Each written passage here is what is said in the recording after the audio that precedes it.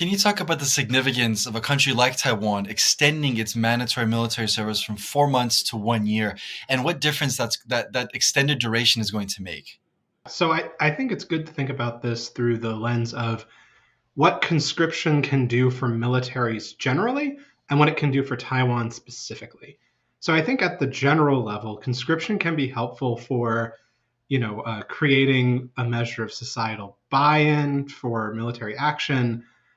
It can also be really useful for having a sort of large pool of people in the population who have had some measure of military experience. So that way, if a war does happen, they can sort of relearn or come up to speed on certain skills quickly and be activated as, say, reservists. And so for a country like Taiwan that's facing, a potential invasion threat, the big value add for conscription is that potential for having that pool of people involved. Looking at manpower, active forces, Taiwan has about 170,000 and China's got more than 2 million.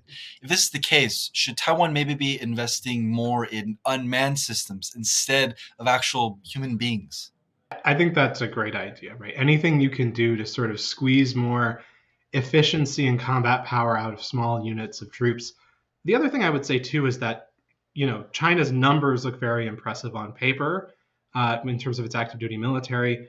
But the big restraint for any sort of invasion situation is they have to get across the strait and onto the island, right? That creates a bottleneck. Not all of those, however many millions of troops, are going to be coming all at the same time.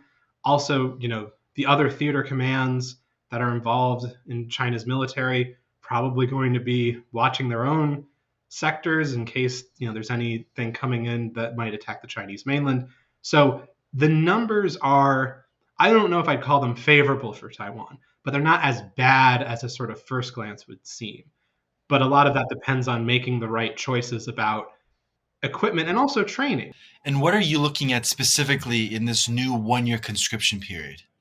More money attracts better quality soldiers, right? But that also means like, for if you have amount of budget, right, and you're paying your troops a bigger section of that budget, and you want to keep acquiring new systems and capabilities, that means the budget's going to have to go up, right? And so keeping that political will, and I know the legislature is going to be divided coming into to Lai's administration.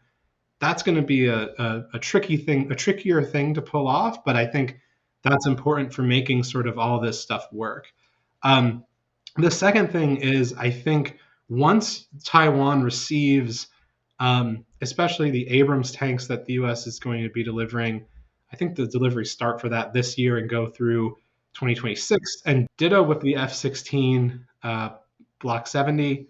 I think both of those get full delivery by 2026. Once Taiwan has that in hand, my advice would be you have enough sort of traditional military capabilities to handle the gray zone, to handle the coercion and the prodding.